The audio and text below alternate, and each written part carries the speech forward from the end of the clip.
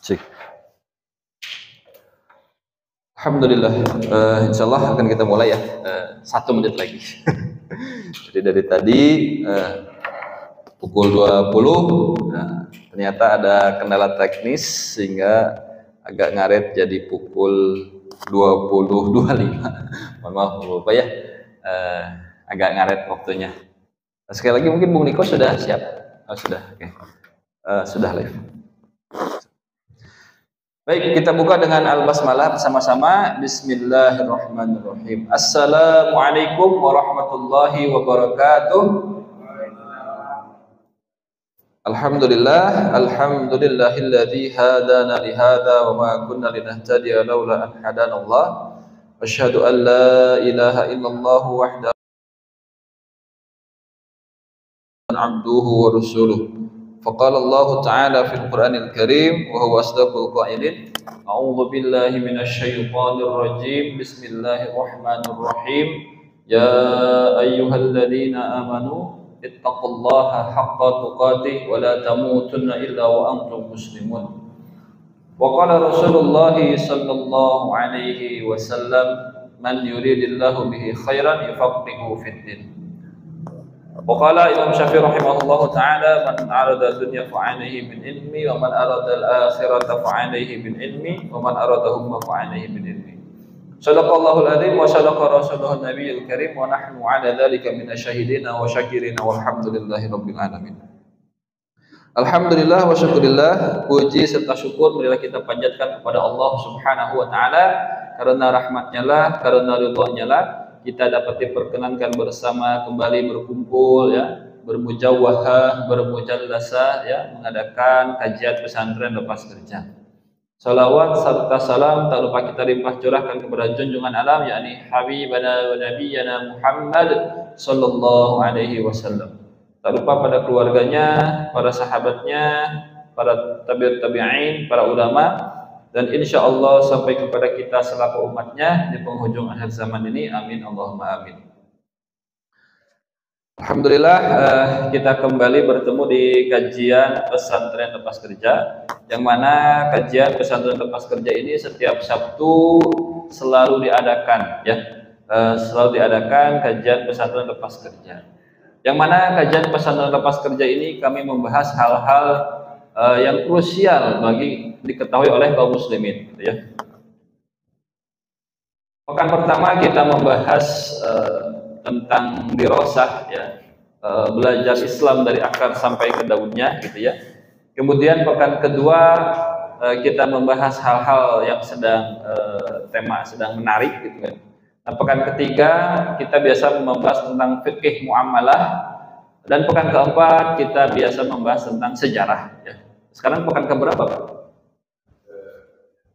Kedua ya, pekan kedua ya, karena kemarin di bulan kemarin itu ada 5 tuh pekannya, jadi agak over gitu ya.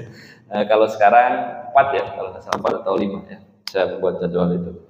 Jadi setiap pekannya, setiap hari Sabtu kita selalu adakan pesantren lepas kerja ya, dengan tema yang beragam, berganti-ganti. Ada tema sejarah ini kita membahas Islam dari sejarahnya gitu kan.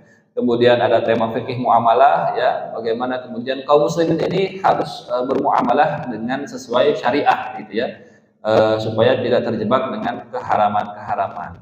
Kemudian pekan selanjutnya kita membahas tentang hal-hal yang sedang hot yang sedang viral gitu ya, kalau bahasa anak muda sekarang gitu ya. Apa hal yang viral itu kayak apa, cek khodam gitu ya. Ya suka ada ya, cek khodam, apa sih hukumnya cek khodam? Sekarang itu kaum muslimin itu sudahlah bodoh politik, bodoh agama juga gitu ya. Ya, ketika punya masalah larinya ke cek khodam gitu ya. Makanya kita di sini berupaya untuk menyadarkan kembali kaum muslimin gitu ya, sehingga kami menghimbau ya teman-teman ikhwan fillah rahimakumullah yang hadir saat ini, boleh nanti pekan depan diajak lagi kawan-kawannya untuk bisa menghadiri kajian pesantren lepas kerja seperti ini. Baiklah, sebelum kita mulai, marilah kita awali dulu dengan membaca suratul Fatihah. syai'un lillahi lahum al-Fatihah. A'udzu billahi minasyaitonir rajim. Bismillahirrahmanirrahim. Alhamdulillahi rabbil alamin arrahmanir rahim maliki yaumiddin. Iyyaka na'budu wa iyyaka nasta'in ihdinas siratal mustaqim siratal ladzina an'amta 'alaihim ghairil maghdubi 'alaihim waladdallin. Amin. Kita doakan juga saudara-saudara kita yang sedang sakit ya, saudara-saudara kita yang sedang ditimpa musibah, saudara-saudara kita yang masih berada di Palestina dibombardir sampai sekarang ya. Kita doakan agar Allah angkat ujiannya, kemudian Allah angkat derajatnya. Syai'ulillahi lahum al-Fatihah.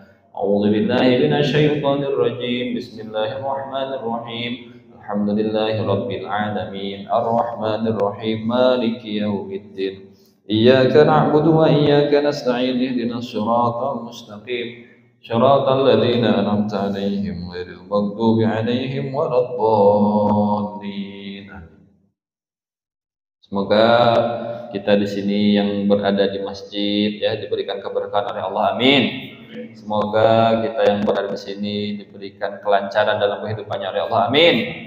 Semoga yang punya hutang segera lunas, amin. Tercekapu amin Pak dibayar ay hutang mahnya. Semoga yang belum dapat jodoh segera dapat jodoh, amin. Pang tarikna acan kain jodoh berartinya.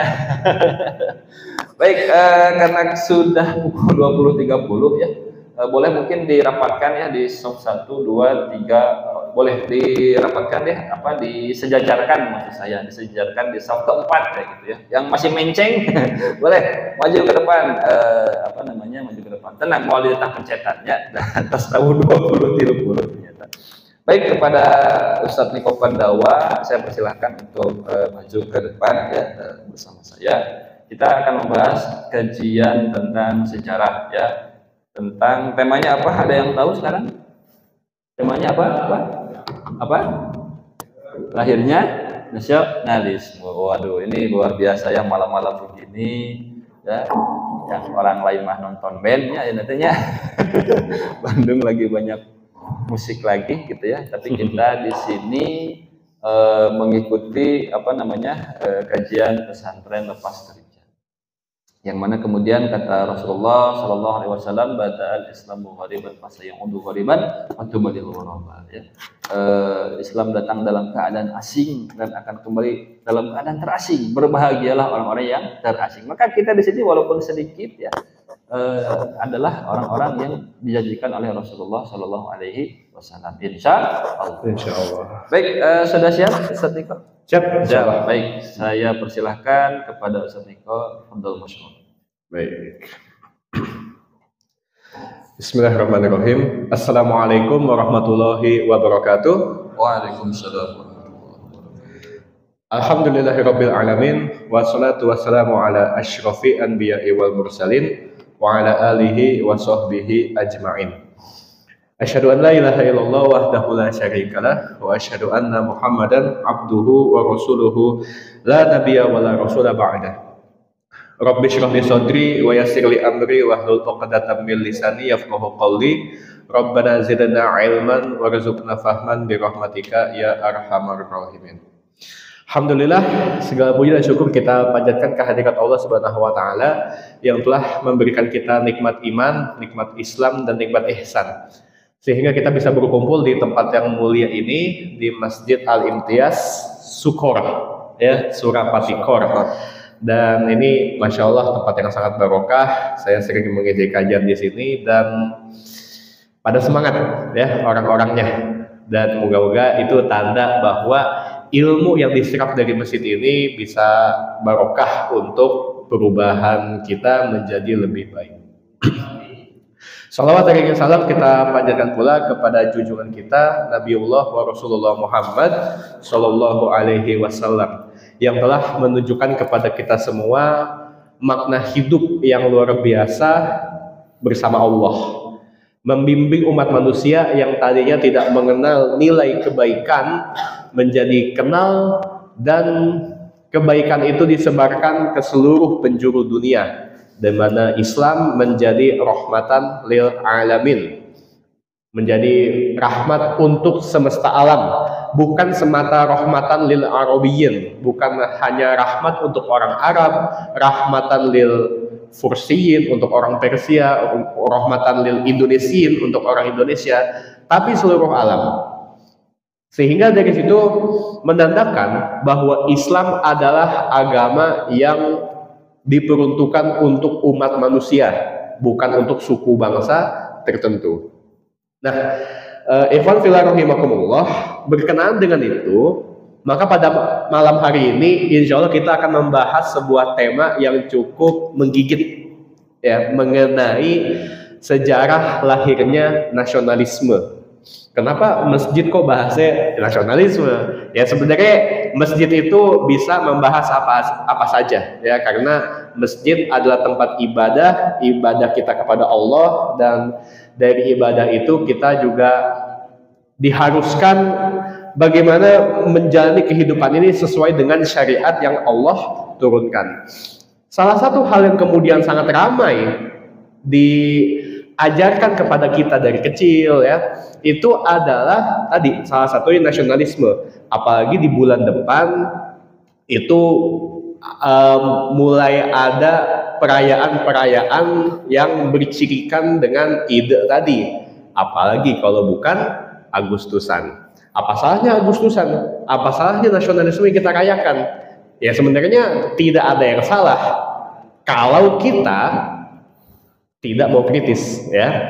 Nah, tapi di sini bukan berarti akan didiskusikan atau dibawakan pembawaan materi Islam yang ekstrim, ya, anti nasionalis atau kemudian membangkang kepada satu otoritas tertentu. Tidak. Di sini kita berlatih kritis, ya, membedakan mana yang disebut sebagai cinta tanah air dengan nasionalisme. Karena begini, trigger ketika saya mulai bertanya-tanya soal nasionalisme itu adalah ketika saya belajar sejarah peradaban Islam, yang sering kita diceritakan tentang keagungan peradaban Islam di masa lalu, tapi tidak kita rasakan hari ini.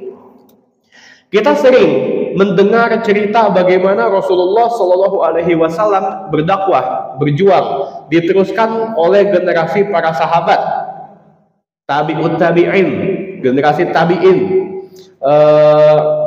dan seterusnya. Kemudian muncul negara-negara Islam yang sangat luar biasa, mulai dari Khulafa Rasyidin, kemudian Daulah Umayyah, Daulah Abbasiyah, hingga yang terakhir Daulah Utsmaniyah yang pusatnya ada di Turki. Mereka semua tuh melahirkan banyak sekali kejayaan dari peradaban Islam yang efeknya bisa kita rasakan sampai sekarang. Tapi kenapa kemudian Islam yang dulu begitu membanggakan, sekarang tuh sudah tidak dirasakan begitu membanggakan kembali? Karena apa? Kita melihat realitas di tengah kita kaum muslimin itu, ya jujur saja, hari ini hidup dalam keadaan yang cukup terbelakang. Di Indonesia yang paling miskin siapa? Orang Islam apa orang kafir? Orang Islam, ya. Yang paling bodoh siapa? Orang Islam. Yang paling banyak utangnya tadi orang Islam, ya. Kenapa kemudian kita dihadapkan dengan kondisi yang sangat bertolak belakang dengan apa yang ditunjukkan para pendahulu kita? Nah, ini kan tentu ada sabab musababnya. Kebetulan hari ini kita berada di tahun 2024. Dan 100 tahun dari tahun ini kita tarik ke belakang, itu tahun 1924 yang ketika saya pelajari dalam sejarah, ternyata di tahun itulah awal mula munculnya malapetaka di kalangan umat Islam, yaitu ketika umat Islam tidak lagi hidup di bawah naungan satu negara. Jadi kalau misalkan dulu tahun 1924, ya, 1924, dia itu merupakan tahun keruntuhan daripada Daulah Utsmaniyah, ya, yang berpusat di Istanbul, di Turki. Nah, tapi setelah tahun ini sampai tahun sekarang 2024, Umat Islam yang tadinya punya satu negara, sekarang ada berapa negara? 70, 50, 70, apa 55? Wah, ini ikhtilaf ya. Lupa ngitung ya. Tapi setahu saya ada sekitar 50-an negara ya. Ini angka aman, ada an-nya. Nah, 50-an negara. Entah 55 apa 57, saya agak lupa. Tapi intinya hari ini kita hidup sebagai umat Islam di bawah naungan 50 negara atau otoritas yang berbeda-beda. Apakah kondisi dalam 100 tahun ini merupakan sebuah hal yang memang sudah biasa di kalangan umat Islam pada zaman dahulu kala, atau sesuatu yang baru di mana kita hidup di bawah naungan 50 pemimpin? Nah, ini kan perlu kita kritisi, perlu kita evaluasi. Jadi, ikhwan fillah rahimakumullah, ketika kita bicara nasionalisme sebagai sebuah ide yang suka diajarkan kepada kita dari kita kecil, dari SD, kemudian kita ditekankan untuk mengikuti perayaan-perayaannya. Memang saat itu kita diajarkan untuk intisari dari memperingati hari kemerdekaan itu dalam rangka mengenang jasa para pahlawan. Oke? Perlu nggak kita mengenang jasa para pahlawan? Perlu nggak? Perlu, wajib bahkan. Karena kalau kita nggak tahu siapa para pahlawan kita, ya kita akan menjadi bangsa yang durhaka. Tapi ada problem. Ada problem dalam konsep kepahlawanan yang kita pegang sekarang. Jadi kalau misalkan kita melihat terminologi pahlawan, sebenarnya kan ini adalah sesuatu yang rancu, di mana pahlawan dalam sejarah Indonesia itu sebenarnya juga terbagi dalam banyak spektrum, terbagi dalam banyak aliran khususnya aliran politik. Apa yang diperjuangkan oleh para pahlawan-pahlawan itu? Contoh misalkan, ada nggak pahlawan yang dikenal sebagai sosok yang menjunjung tinggi dan bahkan memperjuangkan Islam? Ada nggak di sejarah Indonesia? Ada, ya. Berarti mereka itu spektrumnya adalah Islam. Tapi ada nggak pahlawan yang kemudian membawa agenda perjuangan selain Islam? Ada, yang dalam sejarah kita mengenalnya sebagai golongan nasionalis. Bahkan ada embel-embelnya, nasionalis sekuler. Ya. Nah, dari sini kita berarti perlu memfilter sosok pahlawan seperti apa yang hendak kita hormati, hendak kita junjung tinggi, hendak kita hargai kepahlawanannya. Tapi di atas itu semua, sebenarnya pahlawan yang kemudian kita kenal sebagai sosok-sosok yang memperjuangkan kemerdekaan Indonesia, sejatinya mereka itu juga memperjuangkan sesuatu yang pada masa Islam dulu tuh belum ada. Maksud saya begini, pahlawan yang kita lihat di sini, ya, entah itu pahlawan nasionalis atau pahlawan nasionalis sekuler, pahlawan Islam atau pahlawan nasionalis sekuler, mereka itu memperjuangkan negara Indonesia, oke? Negara Indonesia yang merdeka. Sekarang saya tanya, negara Indonesia yang merdeka itu batasnya dari mana sampai mana? Nah, depan kita tadi baru makan mie Aceh Pak ya. Dari Aceh ya. Dari Aceh sampai Papua ya. Anggaplah ini peta Indonesia. Bagus nggak petanya? Bagus aja lah, biar saya seneng ya. Yang saya tahu Sulawesi itu kayak huruf K. Nah, kemudian ada Pulau Bali, Pulau Lombok, Pulau Sumbawa. Di sini ada Maluku, Halmahera ya. Di sini ada apa? Papua. Ya. Nah, paling ujung di mana? Dia ada yang namanya kota Sabang. Oke, yang paling ujung sebelah timur di sini, di Merauke. Oke, sepakat nggak kalau ini adalah peta daripada wilayah kaum muslimin? Sepakat nggak? Sepakat. Karena memang di gugusan pulau-pulau ini setiap pulau hampir setiap pulau ada kaum musliminnya. Yang kemudian dari pulau-pulau inilah kita menginisiasi kemerdekaan. Kenapa? Karena dulu wilayah-wilayah di pulau ini itu berkuasa para penjajah, khususnya penjajah Belanda, ya. Tapi kalau kita mau kritis lagi dalam melihat peta-peta ini, apakah ini peta wilayah kaum musliminnya lengkap? Lengkap tidak?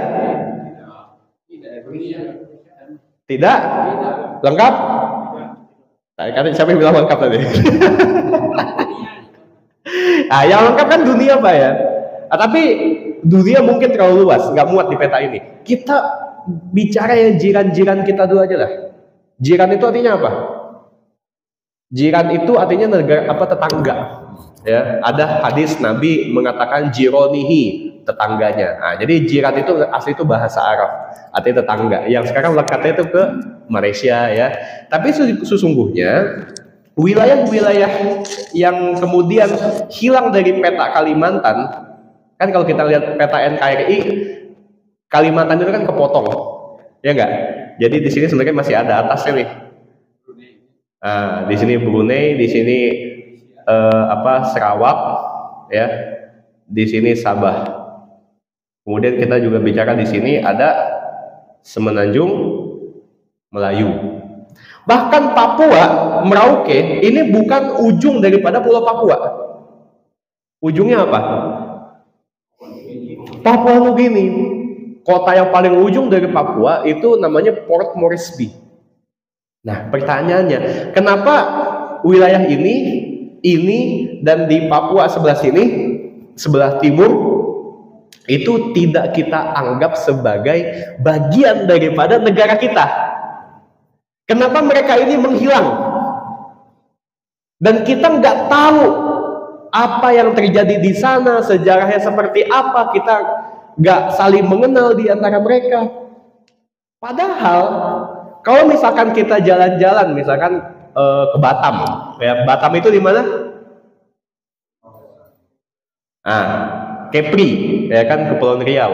Ada Batam, ada Tanjung Pinang, di sini kan ada Singapura, ya.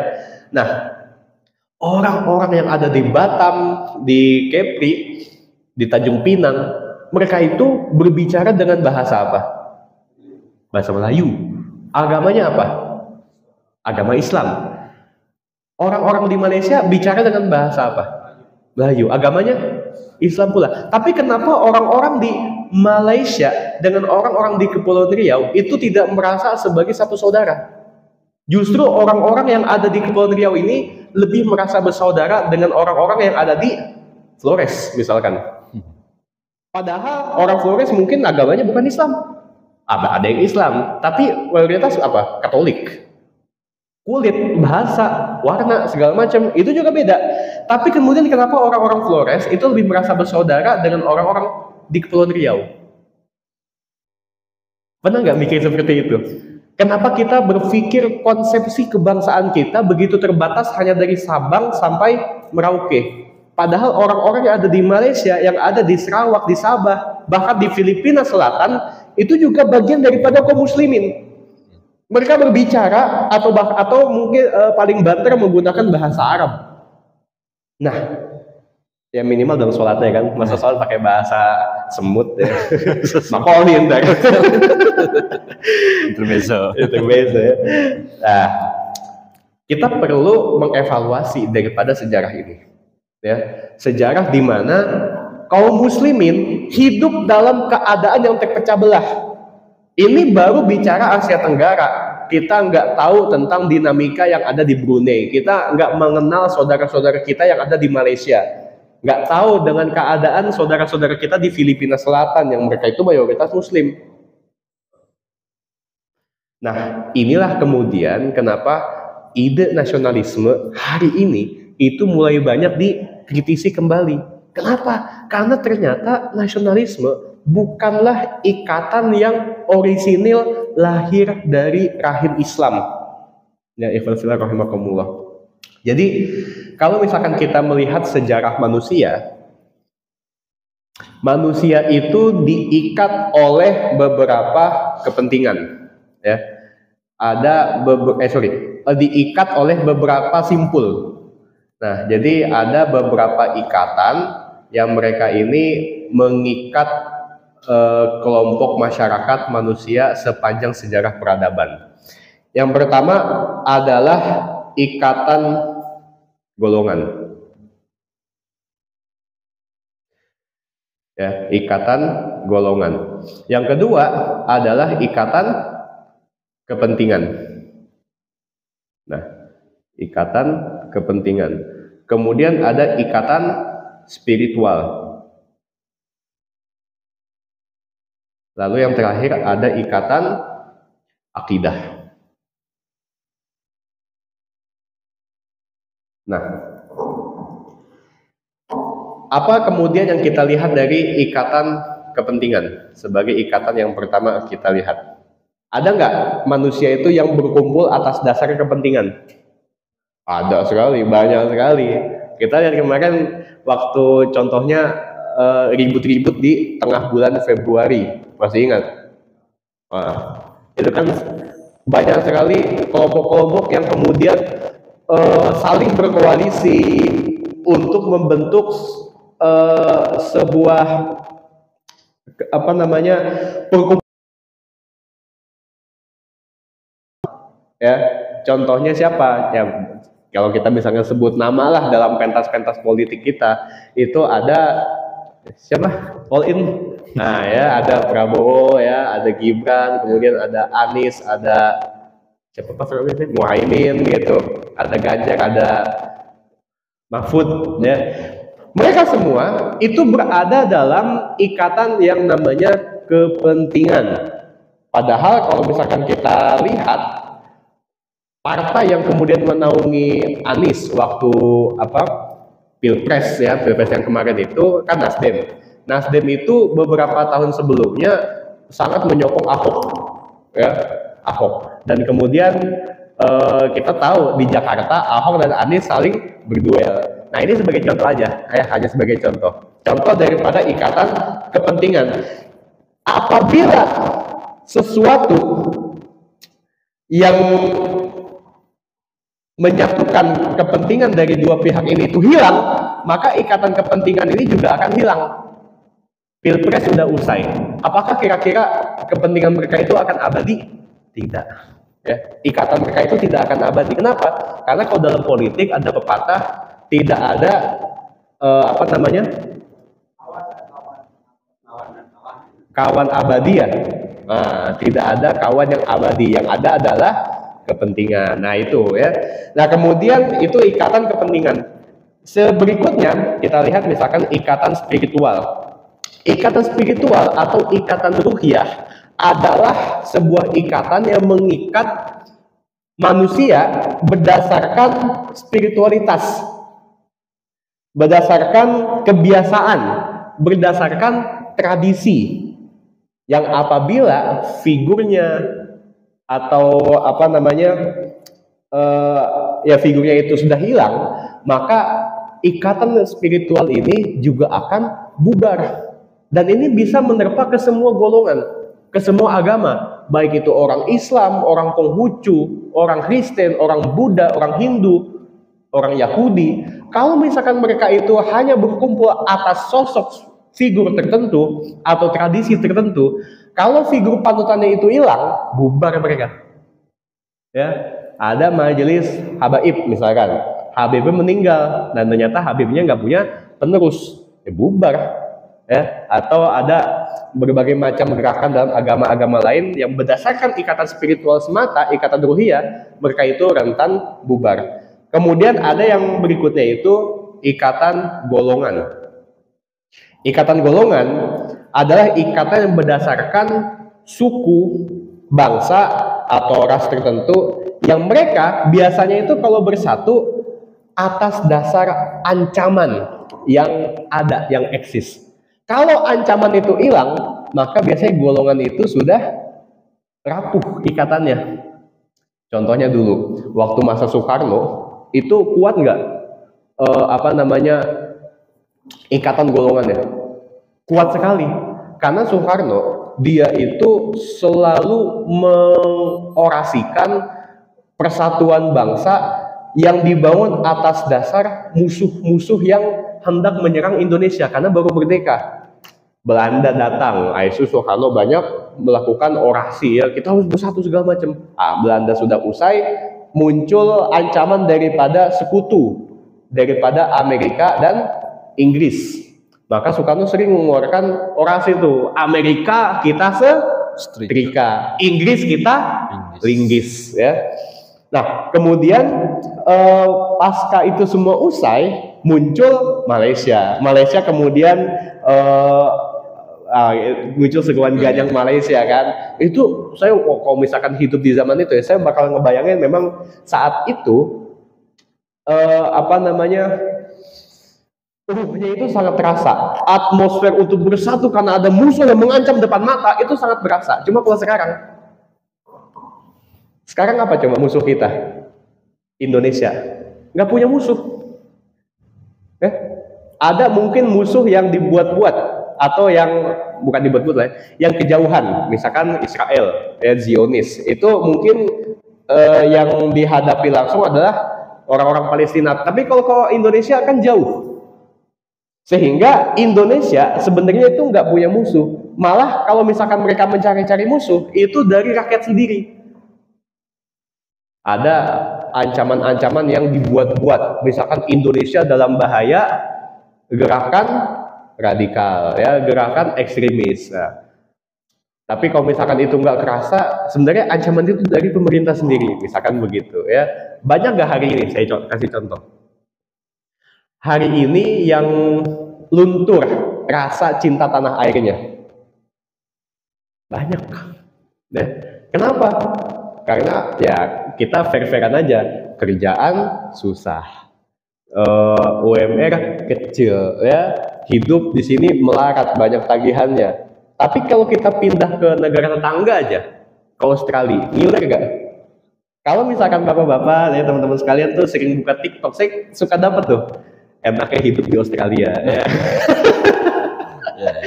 Enak hidup di Australia. Kenapa? Karena mereka di luar negeri itu kulturnya tuh masih saling menghargai ketimbang di Indonesia yang saling sikut-sikutan. Apalagi di sana gajinya tinggi. Ya, kita misalkan, atau bukan di Australia aja lah, misalkan di Belanda. Di Belanda itu pendapatan hariannya itu sekitar, kalau tak salah saya ulang hitung tuh 300.000, ya, pendapatan harian pekerjanya.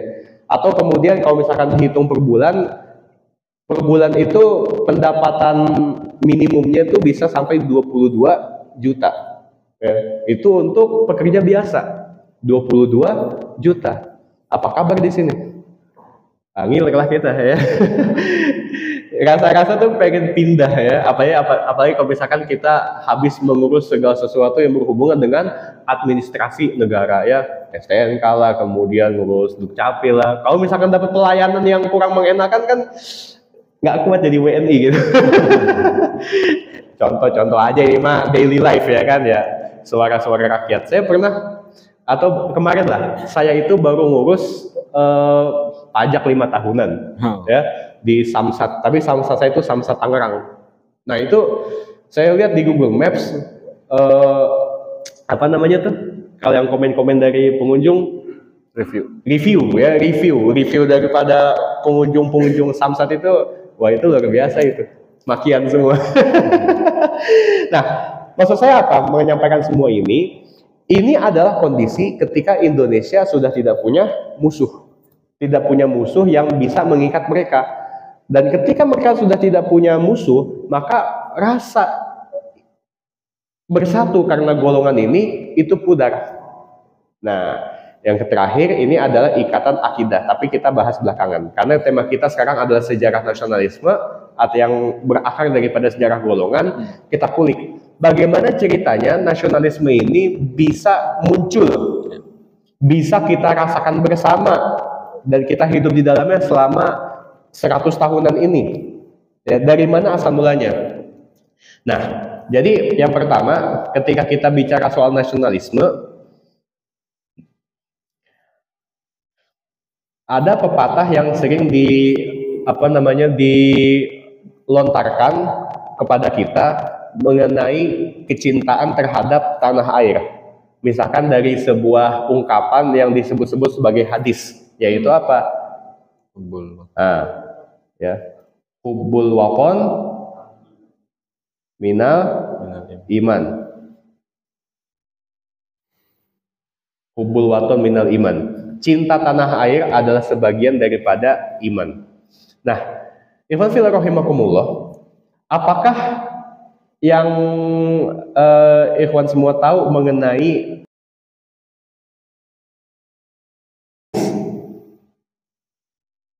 atau ini hanya slogan semata? Slogan. Memang kalau di konteks Indonesia, dia itu disebut-sebut diutarakan oleh para pahlawan, ya, terutama yang dari ulama, misalkan seperti Syekh Hashim Asy'ari atau Syekh Wahab Hasbullah dan seterusnya. Tapi sejatinya yang awal mula mencetuskan dan mempopulerkan kalimat ini itu bukanlah dari kaum muslimin. Yang mencetuskan kalimat ini namanya adalah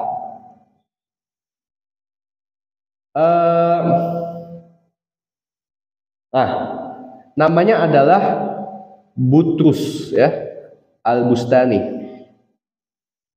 Pernah dengar nama ini? Butrus Al-Bustani. Butrus Al-Bustani, walaupun namanya itu ada alif lamnya ya, kayak nama ulama atau apa, tapi kalau dari nama depannya Butrus, ini merupakan istilah Arab untuk menyebut kata Petrus, ya. Dan dia ini memang aslinya orang Arab, tapi dia itu adalah orang Arab Katolik. Orang Arab Kristen lah, Protestan, lebih ke Protestan.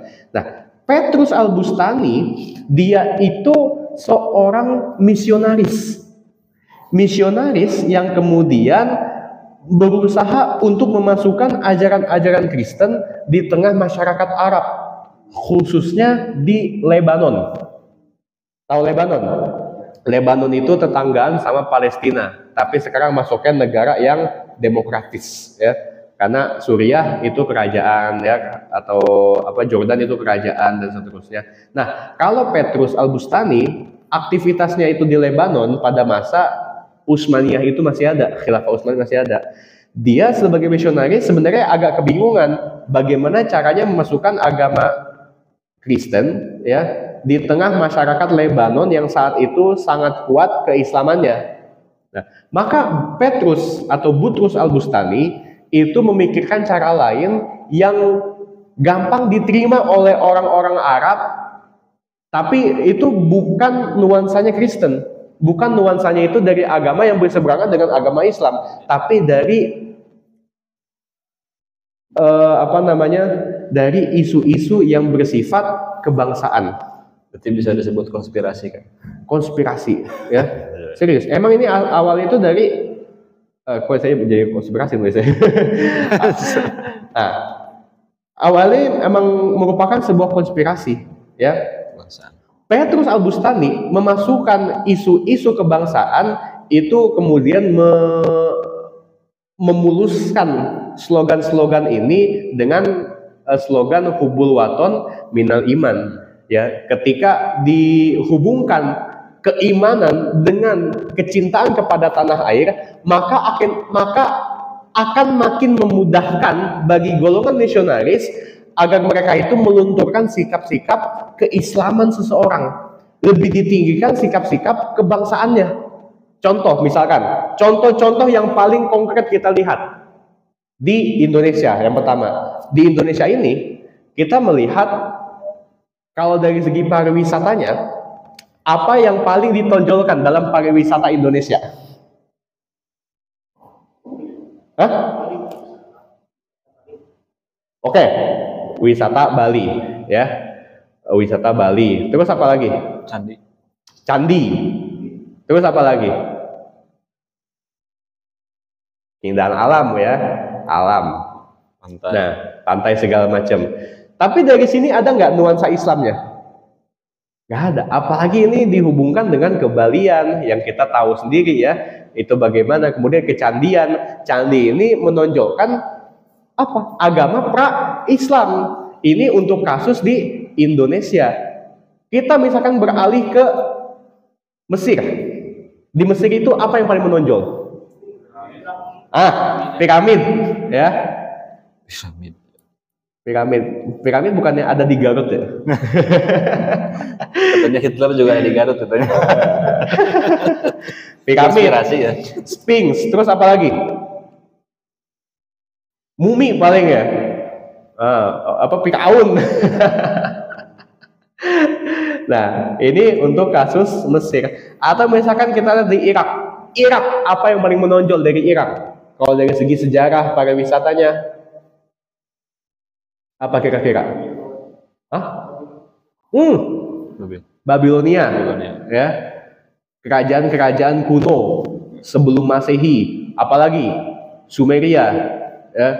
Apalagi Suryania, ya. Bahasa Suryani ya. Bahasa Suryani ada pakarnya di sini, kita dapat pakar ya. Ini Irak. Baik. Dari sini mereka berusaha untuk gini. Kita melihat bahwa dari penonjolan simbol-simbol kebangsaan itu bukan berdasarkan Islam, tapi berdasarkan kepada agama-agama pra-Islam. Ya, candi, ini ada Hindu. Kemudian piramid di Mesir. Di Mesir juga ada Sphinx. Kenapa kemudian di Mesir kita tidak memikirkan yang paling menonjol itu adalah Imam Syafi'i? Padahal beliau wafat dan makamnya ada di sana, di Mesir. Kenapa tidak kepikiran bahwa di Mesir itu ada Al-Azhar?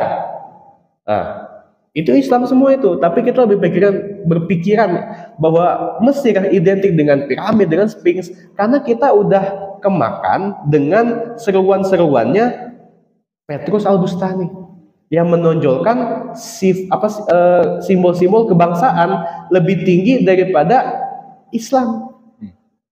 Dan kalau misalkan sudah merujuk kepada kebangsaan dan Islamnya itu sudah luntur, maka bisa masuklah itu seruan-seruan agama yang lain. Dan inilah aktivitas misionaris itu bisa berjalan dengan lancar. Nah, dan dari seruan-seruan yang sifatnya kebangsaan muncul ide nasionalisme. Ya. Kebangsaan itu sendiri merupakan sebuah ide yang awalnya lahir dari sebuah perjanjian Westphalia. Ada yang pernah dengar, Bapak Ibu sekalian? Nggak ada ibu-ibu. Ikhwan sekalian, ada yang pernah dengar perjanjian Westphalia?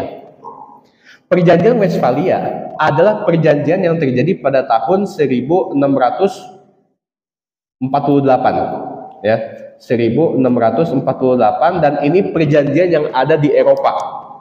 Eropa dulu itu terdiri dari banyak kerajaan-kerajaan Kristen, dan kemudian mereka itu saling berperang satu sama lain.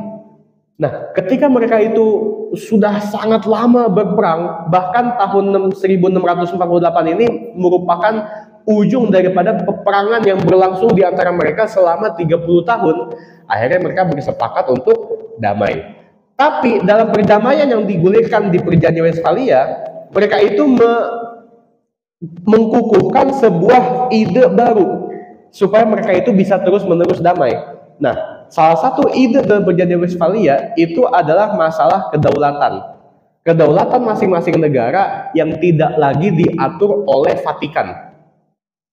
Kenapa Vatikan? Karena Vatikan adalah pusat daripada Paus. Ya, Paus atau pemimpin otoritas tertinggi dalam agama Kristen. Nah, dari perjanjian Westphalia ini, itu mereka mencoba melepaskan diri dari ikatan yang sama kepada Paus, ya, kepada kekuasaan agama, dan di situ mereka mengukuhkan yang namanya kedaulatan atas nama negara masing-masing yang lebih sekuler, ya, yang lebih sekuler, kedaulatan negara sekuler.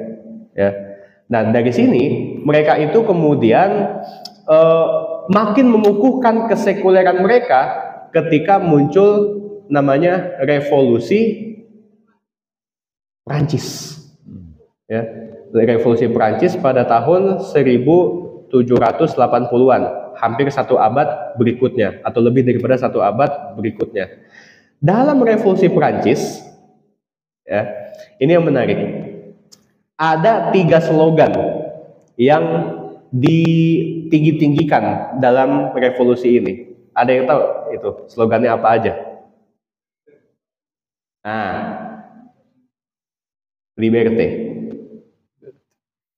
liberté, kemudian apa lagi? Égalité, apa lagi? Fraternité. Nah, ikhwan sekalian, slogan-slogan inilah yang kemudian menjadi dasar daripada konsepsi negara modern hari ini. Liberté, liberté itu apa maksudnya? Liberal, kebebasan. Égalité, égalité itu apa? Egaliter, artinya persamaan. Oke, persamaan. Fraternité, fraternité itu apa? Persaudaraan. Nah, dari ketiga inilah, kalau misalkan kita mau fokus kepada nasionalisme, ini nasionalisme itu yang kita anut sekarang bermuara kepada kalimat yang paling bawah, fraternité, persaudaraan. Apa yang kemudian disodorkan dalam persaudaraan, fraternité yang dihasilkan dari revolusi Prancis itu mempunyai implikasi yang sangat fatal, yang sangat berbeda dengan tradisi Islam, dengan sunnah Nabi Shallallahu Alaihi Wasallam. Karena kalau kita bicara persaudaraan, Islam mengajarkan persaudaraan itu atas dasar apa? Akidah. Ya, persaudaraan dalam Islam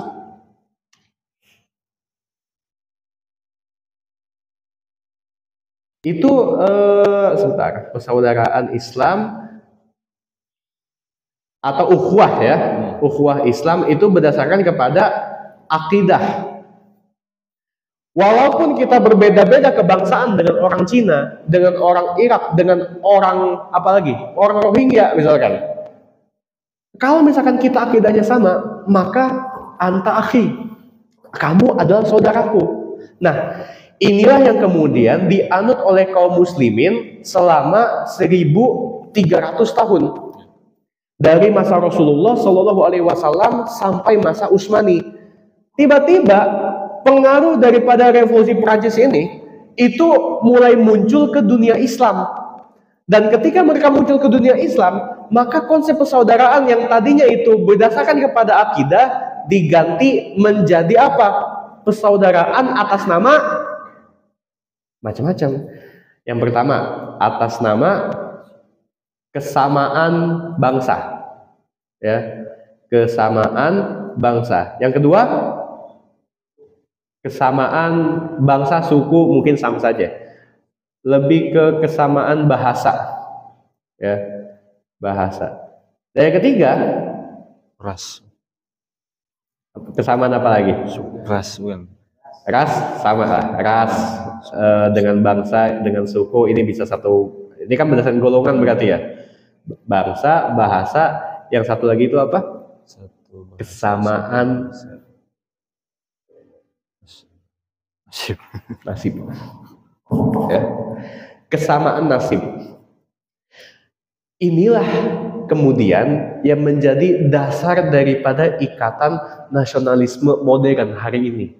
Walaupun kita ini dalam skala Indonesia mempunyai suku bangsa yang beragam, bahasa yang beragam, tapi apa yang menyatukan kita? Nasib. Kita ini punya nasib yang sama. Apa nasib kita? Sama-sama dijajah oleh Belanda. Inilah yang kemudian membedakan kita dengan Dengan bangsa-bangsa yang ada di jiran kita, dengan bangsa Malaysia, dengan bangsa Brunei, dengan orang-orang di Papua Nugini, berbeda hanya karena berbeda nasib. Sereceh itu sebenarnya sesuatu yang memisahkan kita. Padahal tadi saya katakan di Malaysia, Brunei itu sama-sama Islam, sama-sama Melayu. Tapi kemudian kenapa kita berbeda bangsa? Karena kita berbeda penjajah. Hanya kita berbeda penjajah. Kenapa kemudian orang-orang di Turki, di Irak, di Arab Saudi itu beda-beda kebangsaannya? Nah itu sama sebenarnya. Mereka itu karena berbeda nasib, ya nasib jadi mangsa penjajah. Kalau di Timur Tengah mereka itu dipisah-pisahkan atas dasar perjanjian Sykes-Picot namanya.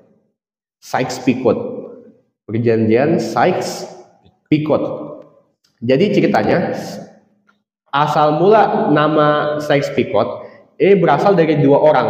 Sykes itu berasal dari seorang Inggris ya, namanya Mark Sykes. Nah, Picot itu adalah orang Prancis, namanya Francois Picot. Mereka berdua mewakili Inggris dan Prancis sebagai pemenang perang dunia pertama, ya. Mereka itu sebagai pemenang, maka mereka berhak untuk membagi-bagikan kue jajahan. Wilayah Palestina, kemudian wilayah Irak, dan sebagian wilayah Saudi itu masuk ke dalam jajahan atau pembagian Inggris, sehingga Inggris itu menempatkan boneka-bonekanya di tempat-tempat yang mereka jajah. Nah, Prancis itu dapat Suriah, dapat Lebanon, dapat Turki, dan mereka lah yang kemudian mendapatkan hasil daripada jajahan itu. Dan ketika mereka itu semua merdeka, mereka tidak merdeka secara total, secara pasukan iya, bahwa pasukan Inggris dan Prancis itu pergi daripada Timur Tengah, tapi secara sistem politik warisannya itu masih ada. Dalam bentuk apa? Dalam bentuk kerajaan-kerajaan, dalam bentuk republik, dalam bentuk sistem-sistem negara yang mereka itu semua tidak berlandaskan kepada Islam. Apalagi mereka itu dipisahkan hanya gara-gara ya perbedaan ini aja yang paling utama, perbedaan nasib sebagai bangsa jajahan. Nah, karena itulah kemudian nasionalisme bisa paten sekarang, walaupun patennya itu ya mungkin tidak berjalan selamanya. Kenapa? Karena kalau misalkan kita merujuk kepada hadis Nabi, ada yang hadis Nabi itu ini hadis yang panjang, tapi hadis itu mengisyaratkan tentang 5 fase umat Islam. Ya. Jadi fase yang pertama itu disebut sebagai takunun nubuwatu fikum, fase nubuah. Nah, ini adalah fase kenabian, di mana Nabi Shallallahu Alaihi Wasallam masih hidup. Kemudian fase ini diangkat, akan muncul fase kedua, yaitu fase khilafah ala minhajin nubuah. Khilafah yang sesuai dengan metode kenabian. Setelah metode kenabian atau khilafah Rasyidah, khulafah Rasyidin itu usai, muncul yang namanya mulkan aldon, ya, mulkan aldon. Aldon ini artinya menggigit, kekuasaan yang menggigit syariat. Kadang gigitannya itu kuat, kadang gigitannya itu lemah. Dan ini digambarkan sebagai fase-fase setelah khulafah Rasyidin, yaitu fase Umayyah, Abbasiyah, dan Utsmaniyah. Nah, mereka itu kadang atau seringnya pegang teguh kepada Islam sangat kuat sekali. Tapi ada juga masa-masa ketika mereka loyo. Nah, yang ketiga. Kemudian yang keempat apa? Mulkan Jabarian, penguasa Jabar, Jawa Barat. Jabariyatan, ya. Mulkan Jabariyatan, penguasa yang diktator. Kekuasaan yang Jabariyah itu Jabar. Kalau Masjid Al-Jabar artinya apa? Jawa Barat. Jawa Barat. Asmaul Husna kan itu. maha berkehendak, Ya. ya, maha perkasa. Nah, tapi dalam fase mulkan jabariyah yang ini adalah para diktator, dan para diktator ini ada banyak dan hidup di hampir setiap negeri-negeri muslim yang sekarang terkotak-kotakan. Nah, dari sinilah kemudian kita hidup di masa ini, kita berada di masa mulkan jabariyatan. Nah, tapi ada yang terakhir, fase terakhir yang kemudian Rasulullah Shallallahu Alaihi Wasallam sebutkan, yaitu apa? Khilafah ala minhajin nubuah, sama persis dengan fase yang kedua. Nah, inilah masa ketika umat Islam dipimpin kembali oleh satu pemimpin. Setelah kita itu hidup sekian puluh tahun atau 100 tahun dipimpin oleh banyak pemimpin, ya, dipimpin oleh banyak pemimpin. Nah, kalau dalam hadis-hadis akhir zaman, umat Islam di akhir zaman kelak itu akan dipimpin oleh satu pemimpin, namanya siapa? Imam Mahdi, ya, salah satu pemimpin kita. Walaupun ini bukan pemimpin tunggal dalam artian tuh hanya Imam Mahdi seorang. Nah, tapi saya ingin mengibaratkan begini. Andai Imam Mahdi kelak datang turun, tentu Imam Mahdi itu tidak berkuasa atas nama salah satu negara yang eksis hari ini. Imam Mahdi pemimpin siapa? Apakah pemimpin Arab Saudi? Apakah pemimpin India? Pemimpin Indonesia? Bukan. Imam Mahdi tidak berkuasa atas satupun negara nation state yang eksis sekarang. Tapi Imam Mahdi berkuasa atas nama Islam. Tapi Imam Mahdi itu tidak berperilaku sebagaimana paus dalam agama Katolik, pemimpin agama semata. Imam Mahdi atau khalifah, yang namanya khalifah, itu adalah pemimpin agama dan pemimpin dunia. Sehingga kekuasaan Imam Mahdi itu menjadi sebuah kekuasaan yang kalau dalam ilmu politik diakui secara de jure dan juga berkuasa secara de facto. Artinya dia ini adalah sebuah negara tunggal, negara tersendiri. Nah, kalau misalkan Imam Mahdi muncul dan dia itu berkuasa atas nama umat Islam, berarti seluruh dunia Islam yang bukan lagi sebatas dari Sabang sampai Merauke, tapi dari Maroko sampai Merauke, itu akan menjadi satu negara. Dan itulah kebiasaan atau habitsnya umat Islam yang asli. Bagaimana kita itu hidup tanpa sekat-sekat kebangsaan. Kita ini kalau misalkan mau ke Malaysia, mau ke Pakistan, mau umroh ke Saudi, nggak perlu lagi yang namanya visa, nggak perlu lagi yang namanya paspor, nggak perlu, karena kita ya kayak travel dari Bandung ke Kalimantan aja. Nah, jadi ibarat kata hari ini kita punya berapa provinsi? 33 itu zaman bahla. Berkembang sekarang berapa? 38 provinsi sekarang. Ya pokoknya banyak lah ya. Nah, tapi nanti ke depannya Indonesia itu bakal Islam yang banyak. Dia bukan lagi provinsi berdasarkan DKI Jakarta, Jawa Tengah, Bali ya, atau NTB, NTT. Indonesia jadi provinsi Indonesia, wilayah Indonesia. Provinsi tetangganya siapa? Provinsi Malaysia. Tetangga lagi siapa? Provinsi Bangladesh, India, Pakistan. Itulah yang kemudian akan terjadi di masa Islam, bukan dengan nasionalisme hari ini. Kenapa? Karena nasionalisme kita hari ini itu bukan berasal dari rahim umat Islam, tidak pernah dikabarkan oleh Rasulullah Shallallahu Alaihi Wasallam. Kenapa? Kalau misalkan Rasulullah pernah mengeluarkan hadis hubul wa minal iman, maka ini bukan hadis, ya, perlu diketahui. Nanti mungkin ada kajian ya sama Ustadz Silmi tentang kajian hadis. Hadis ini sesuatu yang dikatakan sebagai hadis ini disebut sebagai hadis maudhu, hadis palsu oleh Imam As-Sakhawi. Nah, jadi hubbul waton minal iman itu bukan hadis, melainkan kata-kata ungkapan semata yang disematkan oleh seorang misionaris, Butrus Al-Bustani. Nah, inilah yang pernah terjadi di tengah umat Islam, dan dari sini kita mudah-mudahan bisa memahami dan memaknai bahwa kita sekarang hidup dalam kondisi yang tidak murni dari Islam. Bahwa kita hari ini hidup dalam kondisi yang tidak ideal. Bagaimana kita menuju ideal? Ya tentu kita harus bersatu. Bersatunya itu bukan lagi sekadar bersatu antara kelompok kunut dan gak kunut, antara kelompok tahlilan dan gak tahlilan. Itu insya Allah sudah selesai. Tapi yang belum selesai sampai hari ini, bersatu dalam skala global. Bagaimana kita bersatu dengan umat Islam, kaum muslimin yang ada di negara tetangga, yang ada di negara-negara Timur Tengah, sehingga kita bisa menjadi satu kekuatan.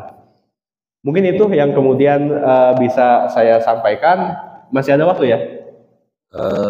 2125 masih nanya jawab. Oke.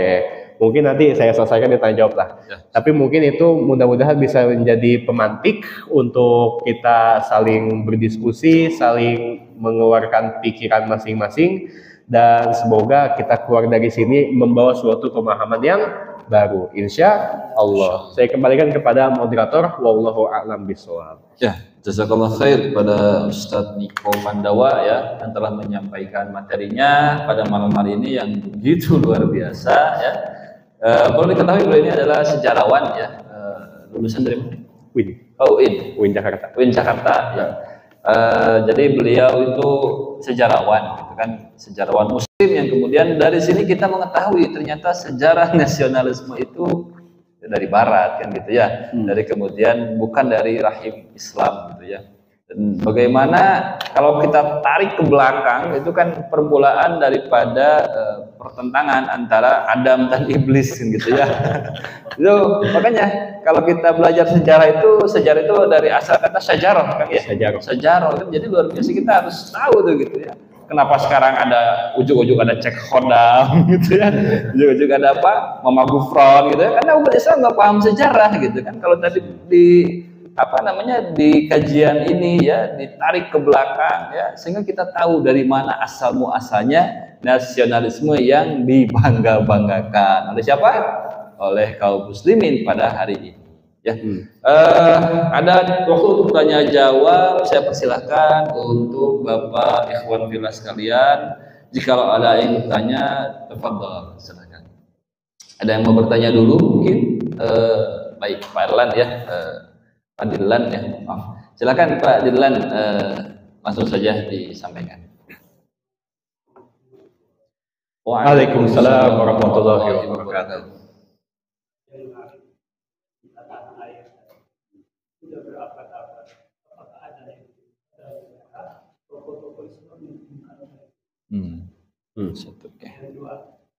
Jika terjadinya di semua negara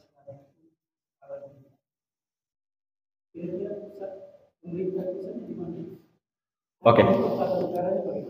Baik. Baik, terima kasih Pak Dirlan atas pertanyaannya. Ada lagi mungkin yang ingin bertanya dari kalangan pemudanya nih ya, jangan sibuk cek Khodam ya. Atau belajar bahasa Suryani atau belajar bahasa Semut. Nah, kalau nggak ada dijawab dulu lah, biasanya terpancing dengan satu pertanyaannya. Ya, silakan. Kang, tadi pertanyaannya tadi apakah ada pencetus ya, ada sanggahan daripada ulama-ulama lain terkait hadis hubbul waton minal iman, hadis lagi perkataan hubbul waton minal iman tadi gitu ya. Baik, perkataan hubbul waton minal iman itu sudah lama dikritik sebenarnya ya. Butrus Al-Bustani dia itu juga menemukan kalimat tadi itu dari kitab-kitab lama. Kenapa? Karena ketika salah satu muhadis yang sangat terkenal yaitu Imam As-Sakhawi mengatakan kalimat tadi sebagai hadis palsu, berarti dia itu sudah ada dari zaman Imam As-Sakhawi itu zaman Mamluk hidupnya. Zaman Mamluk itu tahun 1000 1200 ya 1500 Masehi. Berarti dari tahun-tahun segitu memang sudah populer, tapi sudah dicap sebagai hadis palsu sejak lama oleh Imam As-Sakhawi. Nah, dari situ kemudian kritik-kritik sudah banyak bermunculan, terutama dari para ulama hadis yang membahas tentang keakuratan sebuah kalimat ini disebut sebagai hadis atau bukan. Ternyata bukan, yang pertama. Yang kedua, pakar-pakar muslim itu sudah banyak yang kemudian mengkritik sikap cinta terhadap tanah air yang berlebihan. Salah satunya misalkan yang sangat terkenal itu seperti Muhammad Iqbal. Tahu Muhammad Iqbal? Itu sering tuh jadi nama orang hari ini ya. Teman-teman saya banyak namanya Iqbal, Muhammad Iqbal.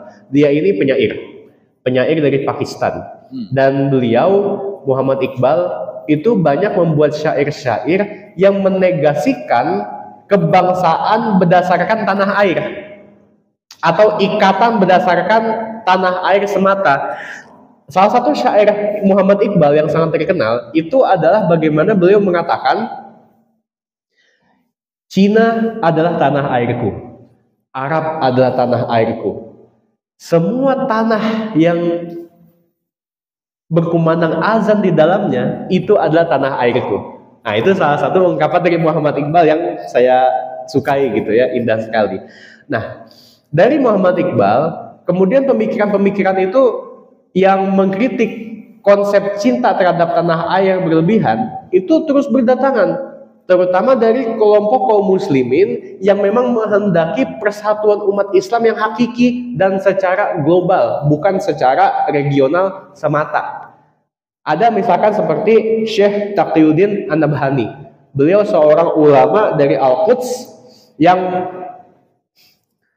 banyak menelurkan pemikiran-pemikiran kontra terhadap nasionalisme. Salah satu kitab yang awal-awal sekali beliau tulis, beliau sangat produktif, dan yang paling awal ditulis itu salah satunya tentang masalah Palestina. Nah, ini sangat relate dengan kondisi kita sekarang. Beliau dalam kitab tentang Palestina itu mengatakan bahwa kita ini nggak bisa menolong Palestina atas dasar persatuan Arab.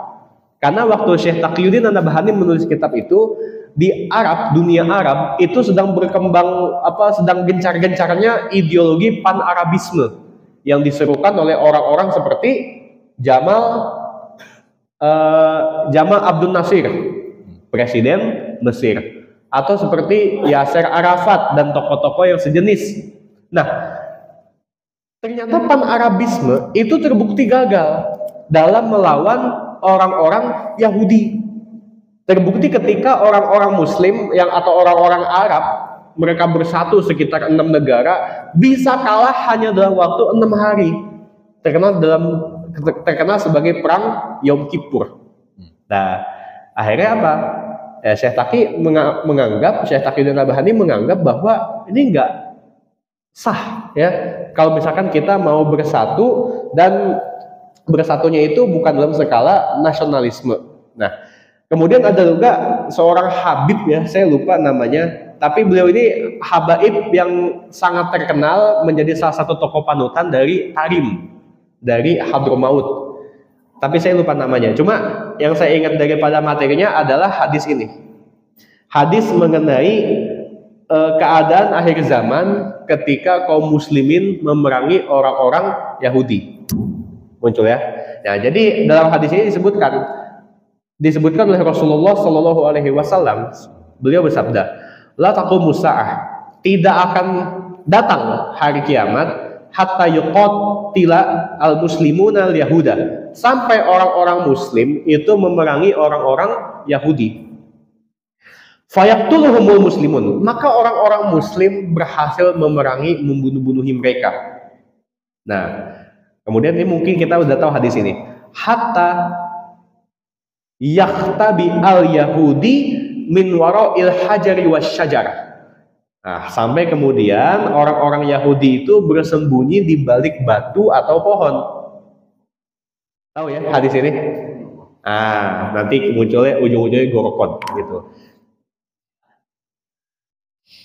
Fayaqulul hajaru awis sajar. Maka kemudian si pohon-pohon dan batu-batu ini di hari kiamat tuh bisa ngomong. Yaqul, ya, mereka itu bisa ngomong. Wah, ini termasuk salah satu keajaiban di hari di akhir zaman. Ya Muslim, ya Abdullah, ada Yahudi khalfi fata'al faqtuluh. Nah, maka batu-batu dan pohon-pohon itu akan ngomong begini, wahai Muslim, wahai hamba Allah, ada Yahudi di belakangku, sini bunuh dia. Nah, semua batu, semua pohon ngomong gitu, illal gorkot, kecuali pohon gorkot, fa innahu min sajaril yahud, dan dia itu termasuk pohon Yahudi. Yang ingin saya tarik daripada hadis ini adalah quotes-quotes dari pohon dan batu ini, di mana mereka semua itu berkata kompak, ya Muslim, ya Abdullah. Nah, habaib yang saya maksudkan menyampaikan syarah daripada hadis ini kemudian menyimpulkan bahwa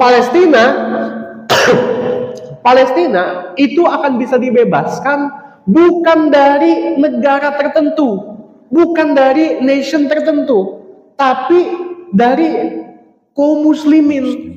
Kenapa? Karena seruan dari pohon-pohon dan batu-batu itu bukan apa? Bukan ya Saudi, ya Ordun, wahai orang Saudi, wahai orang Jordan, ya Misriyun, bukan begitu. Tapi ya Muslim, wahai Muslim. Tidak memanggil orang-orang yang hendak memerangi Zionis dengan panggilan kebangsaan, tapi panggilan Muslim, panggilan sebagai hamba Allah.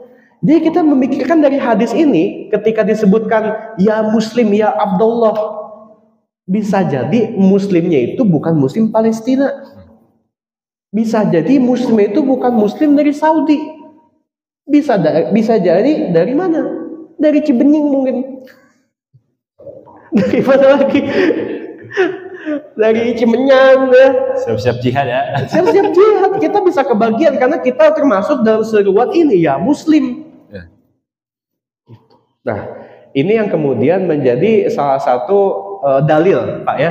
Dalil dari habaib tadi, Allahu Akbar. Saya lupa namanya. Beliau tuh guru para habaib dari Tarim terkenal. Tapi bukan Umar bin Hafiz, Habib apa beda lagi, ada satu lagi. Cuma nah itu. Dari perkataan beliau kemudian menyimpulkan lebih tegas bahwa Palestina itu akan bisa dibebaskan ketika kaum muslimin sudah tidak punya paspor, ketika kaum muslimin sudah tidak punya visa. Artinya apa? Ketika negara-negara kaum muslimin itu sudah melebur, tidak lagi mereka itu diikat oleh waton semata, oleh tanah air, tapi oleh ikatan Islam. Ini adalah kondisi ketika Palestina bisa direbut dari orang-orang Zionis. Wallahu a'lam bishawab. Itu yang pertama, Pak ya. Yang kedua tadi soal di mana pusat khilafah itu berdiri. Baik. Ya. Baik. Pusat pemerintahan Islam atau khilafah di akhir zaman nanti, wallahu a'lam bishawab ya, karena saya bukan Tuhan. Ya, saya tidak bisa menentukan gitu ya. Tapi gini, sebenarnya terbuka peluang untuk negara manapun, wilayah manapun menjadi pusat dunia Islam. Indonesia berpeluang nggak? Malaysia berpeluang nggak? Sangat berpeluang. Nah, tapi keadaan ketika akhir zaman, khususnya ketika sudah masa Imam Mahdi, maka ada kabar daripada Rasulullah Shallallahu Alaihi Wasallam. Apa kata beliau? Asyam ukrut darul Islam. Nah, jadi kata Nabi apa tadi?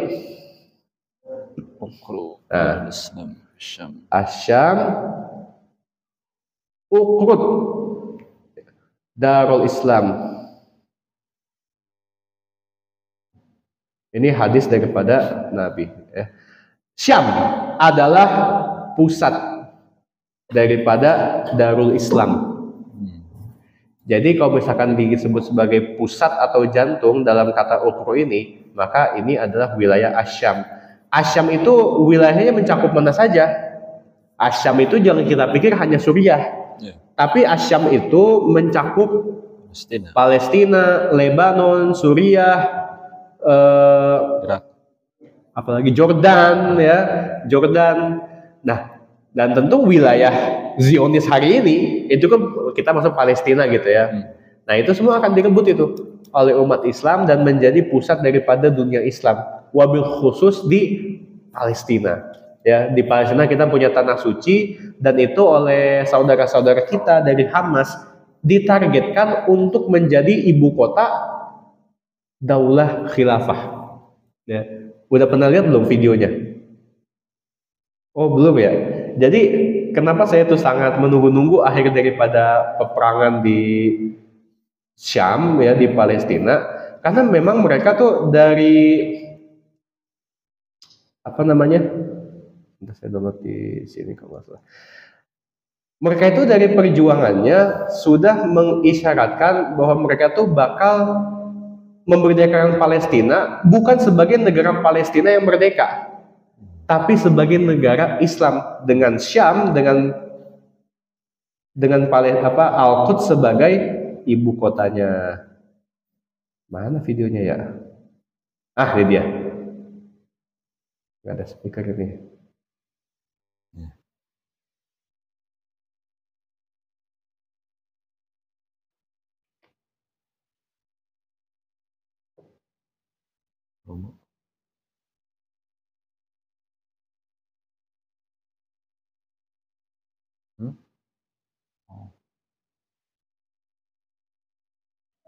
Pokoknya dalam video ini ada salah seorang petinggi biro politik daripada Hamas namanya Fathi Hamad.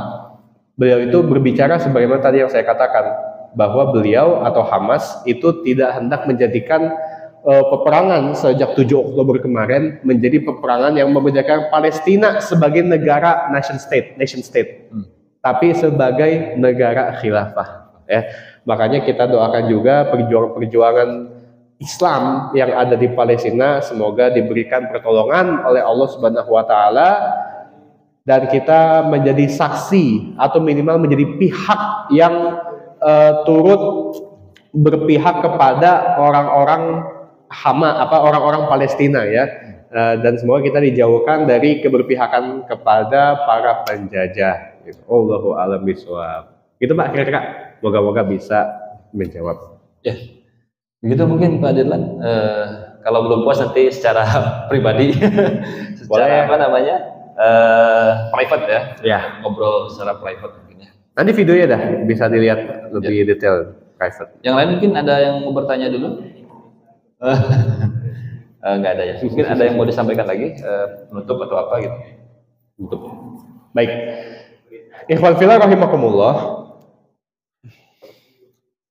Bicara soal ikatan kebangsaan, maka kita perlu pahami secara tegas. Rasulullah Shallallahu Alaihi Wasallam pertama kali diutus di tengah umat manusia, khususnya di Jazirah Arab, itu adalah untuk memerangi ikatan-ikatan yang batil. Masyarakat Arab ketika Rasulullah diutus, mereka itu sangat kuat akan ikatan golongan ya, salah satu ikatan yang tadi kita bahas. Bagaimana di sana terbentuk banyak sekali kabilah dan setiap orang mendasarkan kebenaran dan kesalahan berdasarkan apa? Berdasarkan golongannya. Sampai-sampai orang Arab jahiliyah itu selalu berkata, biarlah sukuku zolim. Yang penting aku tidak berpaling dari sukuku. Dan apa kata Abu Thalib ketika menjelang wafatnya? Tahu Abu Thalib? Paman daripada Nabi Shallallahu Alaihi Wasallam yang sayangnya tidak berislam. Padahal beliau itu sangat dekat dengan hidayah. Tapi apa? Beliau tidak ingin menyelisihi kaumnya. Dan itulah yang menjadi penentu daripada akhir hidup Abu Thalib yang dekat bahkan menolong perjuangan Rasul tapi tidak mau masuk Islam.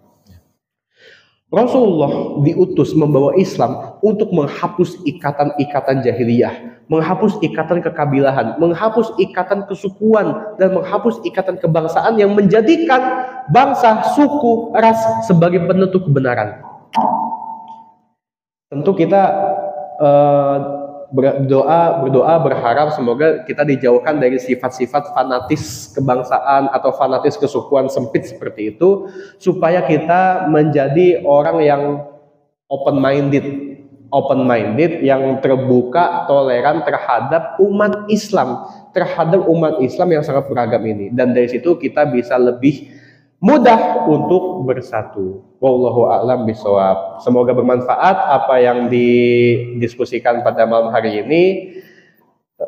Wabillahi taufiq wal hidayah. Assalamualaikum warahmatullahi wabarakatuh. Waalaikumsalam warahmatullahi wabarakatuh. Jazakallah khair kepada Ustadz Niko Pandawa ya yang telah menyampaikan materinya pada malam hari ini yang sangat luar biasa ya, membuat mata kita terbuka, pikiran kita terbuka gitu ya, dan hati kita kita tercengang gitu ya. Wah, ternyata memang itulah ide nasionalisme. Makanya tidak heran mungkin ya ada sebagian daripada kaum muslimin yang mendukung Israel gitu ya, yang mendukung penjajah Zionis gitu ya. Nah, inilah menariknya belajar sejarah Bapak-bapak ya, ikhwan fillah ya, adik-adik ya, bahwa kemudian dengan belajar sejarah kita akan mengetahui bagaimana